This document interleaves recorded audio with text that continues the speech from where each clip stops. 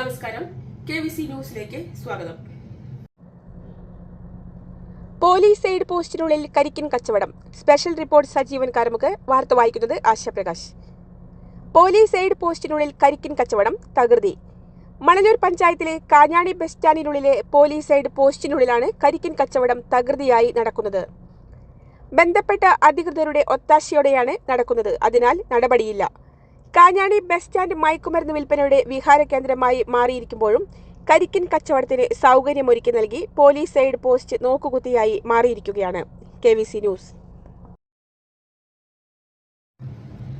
KVC news വാണിജ്യജാലകത്തിലേക്ക് സ്വാഗതം. പരസ്യം ഇല്ലാതെ വ്യാപാരമില്ല. നിങ്ങളുടെ സ്ഥാപനത്തെക്കുറിച്ചും ഉൽപ്പന്നത്തെക്കുറിച്ചും ആയിരങ്ങളിലേക്ക് എത്തിക്കുവാൻ കുറഞ്ഞ നിരക്കിൽ KVC ന്യൂസ് ഗ്രൂപ്പിലും പഞ്ചായത്ത് തല വാർത്താ ഗ്രൂപ്പിലും പരസ്യം കൊടുക്കുവാൻ നിങ്ങൾ ആഗ്രഹിക്കുന്നുണ്ടെങ്കിൽ താഴെ പറയുന്ന നമ്പറിൽ ബന്ധപ്പെടുക. 8075184510